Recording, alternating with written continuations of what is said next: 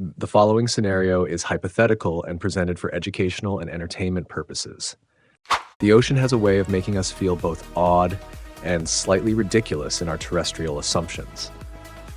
Imagine standing on a reef at night, and suddenly the water glimmers with a soft, almost eerie glow.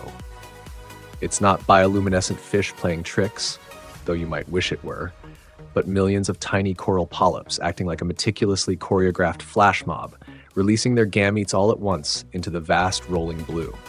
Scientists have been trying to explain this phenomenon for decades, and every answer seems to open a dozen more questions. How do organisms rooted to a rock coordinate across acres of ocean with no central command, no telepathy, and no Wi-Fi? And why, for the love of Neptune, do they wait for exactly the right moment under moonlight, temperature, and chemistry cues to unleash this reproductive spectacle? It turns out that corals are more like the universe's most obsessive party planners than the sedentary, passive creatures you might imagine. They have evolved a suite of internal clocks, minute, ancient, and remarkably precise, that keep them synchronized to the rhythms of the ocean. These clocks are sensitive to seasonal shifts, water temperature, and even the lunar calendar.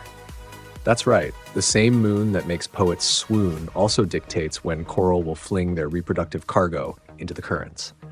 Scientists describe this as a combination of circadian rhythms and circalunar rhythms. But if you think about it, it's more like a cosmic dance between chemistry, physics, and patience, a triad that humans can rarely manage to keep in sync even on land. There's chemistry too, naturally.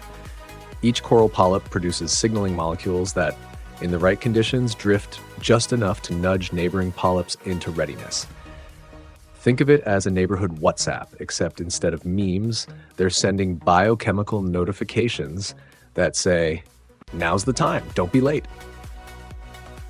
This chemical chatter ensures that by the night of the grand release, the entire reef has its gametes perfectly aligned, floating into the ocean like a constellation suddenly plucked from the sky and sprinkled in the water. It's a spectacle so surreal it might make a passing scuba diver question whether reality is just a suggestion in the deep sea.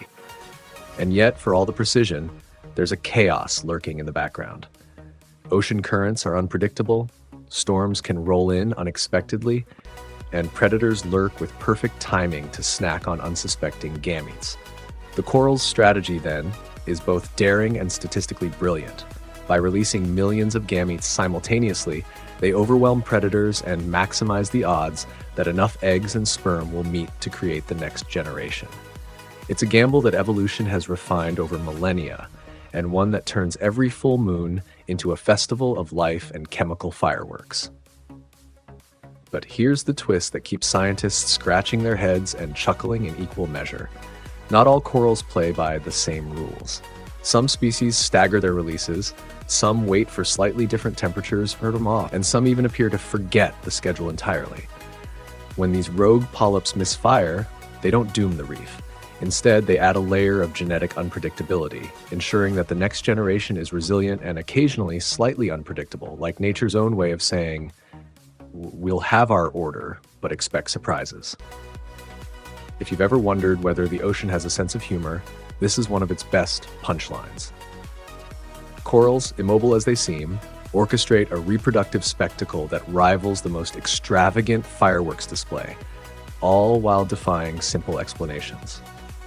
And just when you think you understand it, moonlight triggers the gametes, chemistry nudges the polyps, currents carry the embryos, you realize there's another layer.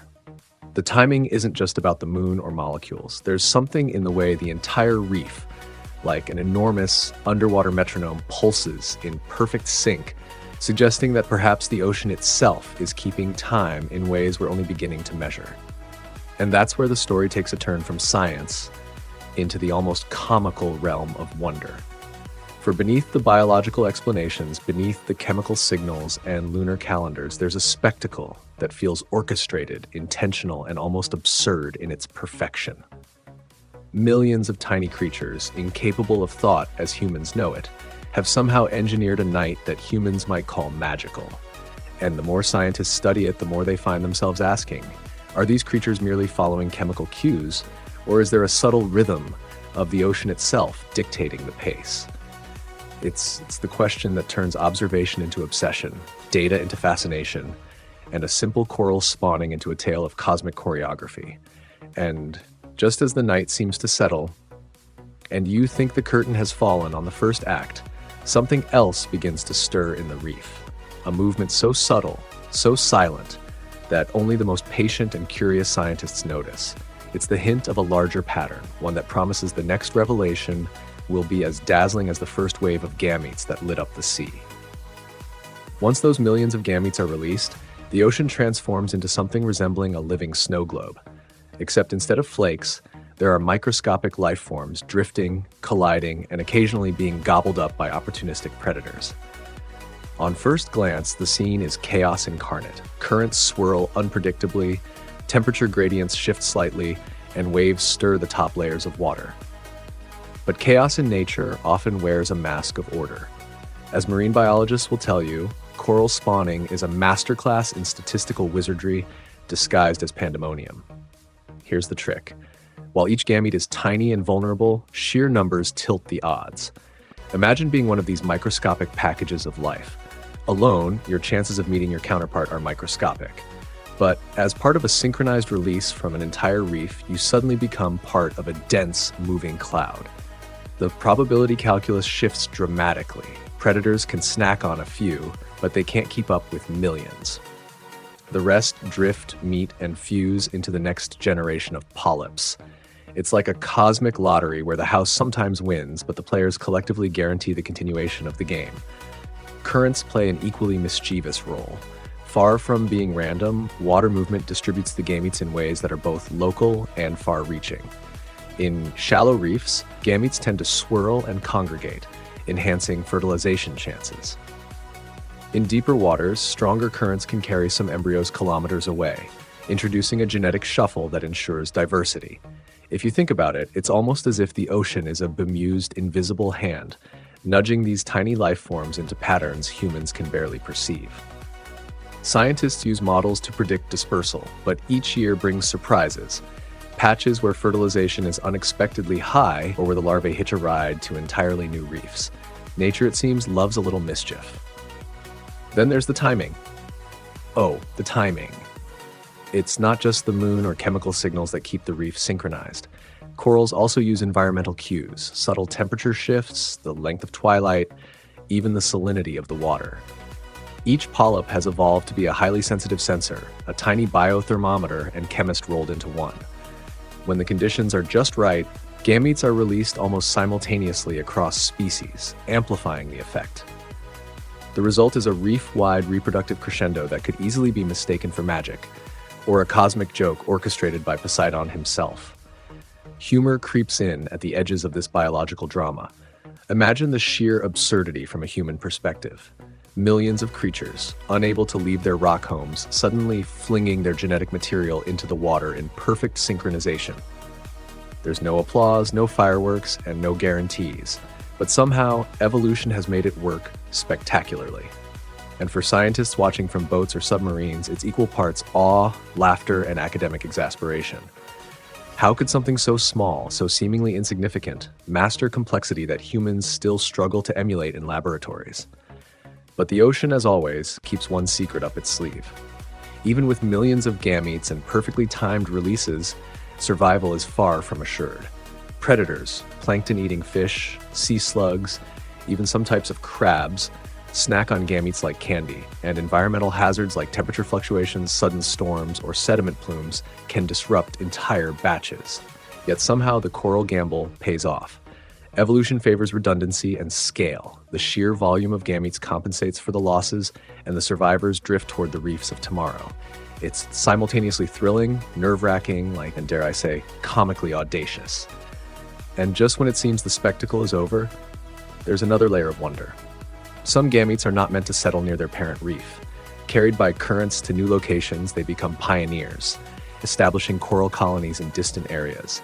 These wandering larvae are the universe's own little adventurers, tiny castaways destined to transform a barren patch of ocean into a bustling microcosm of life.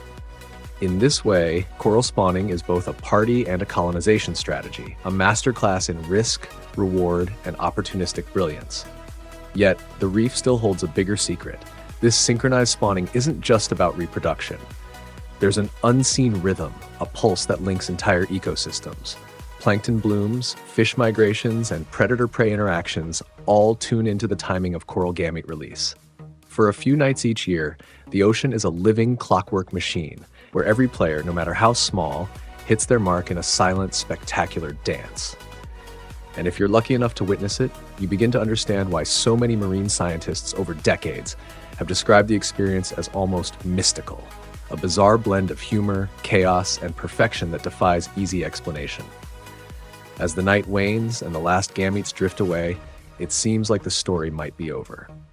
But lurking beneath the surface, in currents too subtle to see, in chemical cues too faint to measure, is a hint that something even stranger is at work. An interweaving of physics, biology, and perhaps a touch of the absurdly cosmic. A puzzle waiting to be solved, or maybe just enjoyed for its pure, baffling genius. And it's this whisper of mystery, this playful complexity, that hints the reef's spectacle has a second act yet to reveal. The ocean is rarely gentle, and for coral larvae, life begins with a subtle but relentless obstacle course. Drifted away from their parent reef by currents, the tiny polyps enter a world that's equal parts playground and gladiator arena. Every planktonic swirl, every microscopic eddy becomes a potential gatekeeper. Will they collide with a nutrient-rich patch that nurtures them, or will a hungry fish turn them into breakfast? Here, randomness rules, but evolution has made sure these little adventurers come equipped with a cheat code: resilience. Larvae, despite their size, are remarkably savvy. They sense light and gravity, guiding themselves towards surfaces suitable for settlement. They can detect chemical cues from adult corals, nudging them towards safe neighborhoods and away from rivals or predators. In effect, these drifting polyps are like tiny oceanic real estate agents shopping for the perfect plot. And here's the twist that makes scientists both exasperated and delighted. Some larvae deliberately avoid overcrowded areas, even if conditions are perfect, to hedge against future competition. Imagine tiny builders with impeccable foresight, weighing the risks of neighbors before committing to a foundation. Competition doesn't end with site selection. Once settled, polyps face a brutal arena of coral-on-coral rivalry. Space is limited on a reef, and corals have evolved some truly bizarre strategies to secure their patch. Some shoot filaments that digest nearby competitors, others grow rapidly to overshadow rivals, and a few even release chemicals that inhibit neighboring growth. For creatures with no brains, the level of tactical sophistication is astonishing. Scientists joke that if humans had such subtlety in office politics, we might actually enjoy work. Yet, beneath the humor lies a profound lesson in survival. Evolution rewards audacity, timing, and cunning, even for organisms that can't walk, swim, or think in conventional ways. But survival in the reef isn't just about beating neighbors. The larvae's tiny world is rife with unpredictable forces. Sudden sediment flows, temperature shifts, and predator swarms can erase entire generations in hours. It's a gauntlet where chance meets strategy, and those that make it through do so because nature stacked the deck with both quantity and adaptability. Millions released, most perish, a few survive, and those survivors will eventually return to reproduce, continuing the cycle that makes reefs appear almost impossibly vibrant. It's biology's version of fail fast, succeed spectacularly. Then comes the moment that shifts the story from natural history to full-blown cosmic theater. The larvae metamorphose, settling and transforming into polyps, secreting calcium carbonate, and laying the groundwork for the reef's architecture. This isn't just reproduction, it's ecosystem engineering. One generation sets the stage for countless species: fish, crustaceans, mollusks, and even other corals.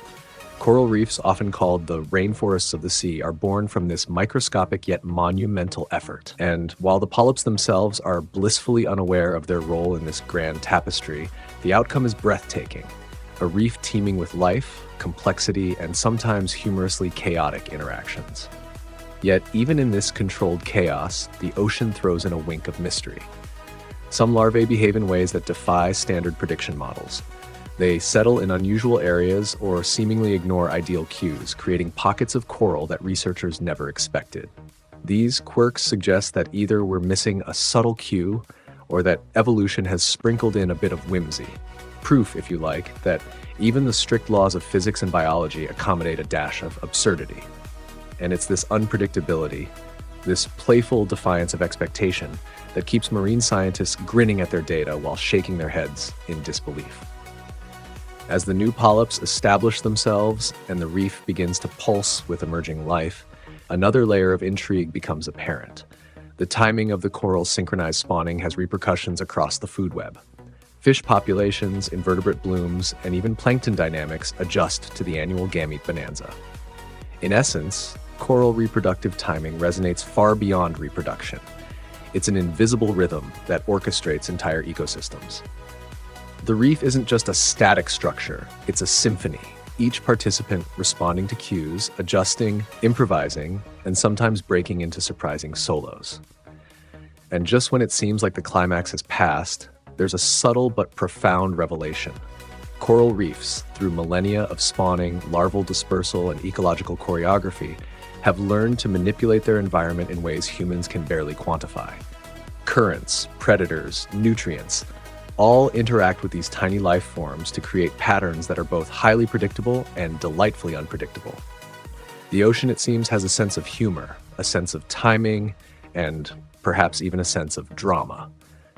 For those watching, it's impossible not to feel that you've glimpsed something profoundly intelligent, even if that intelligence is embedded in chemistry, physics, and evolutionary trickery rather than consciousness and assessness.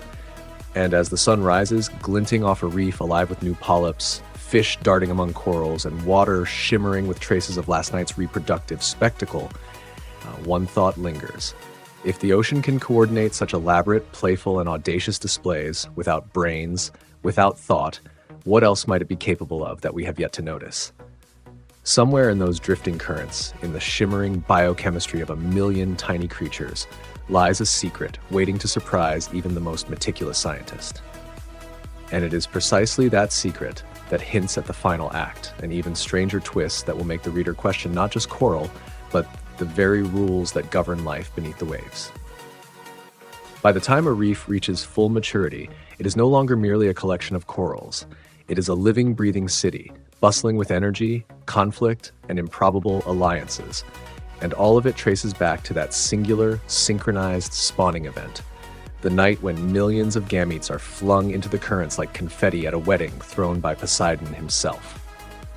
From that one act, layers of ecological complexity unfold. Fish populations swell and wane, plankton blooms dance in time with chemical cues, and even the tiniest invertebrates participate in a choreography they cannot comprehend. It's a masterclass in distributed intelligence, without a single polyp thinking, planning, or even realizing the scope of their contribution. The true marvel and the punchline hidden in nature's brilliance lies in resilience. Coral reefs are notoriously sensitive. Small changes in temperature, acidity, or nutrient availability can spell disaster.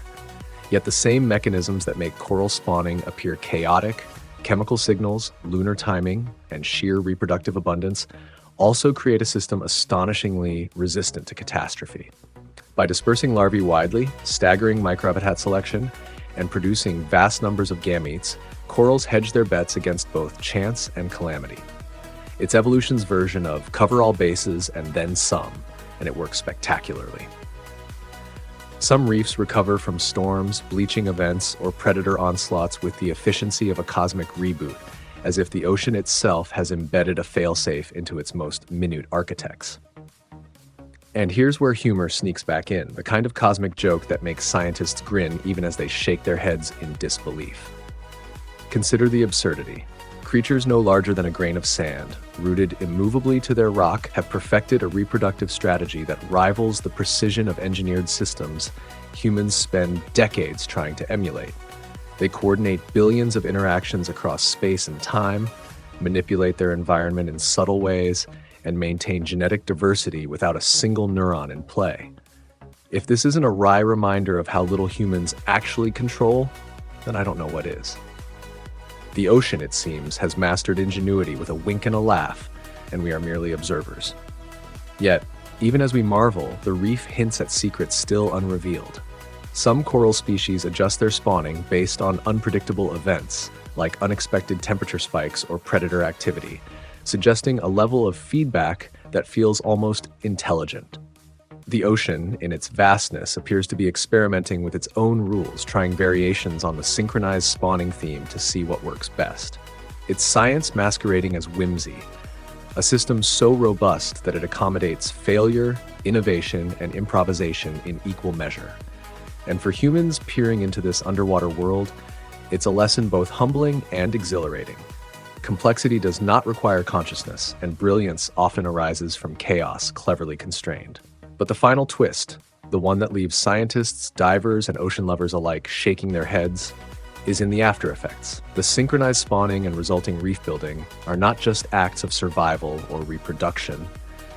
They are acts of ecosystem engineering that ripple across generations. A single night's reproductive event can influence predator migration patterns, plankton availability, and even carbon cycling in ways still being discovered.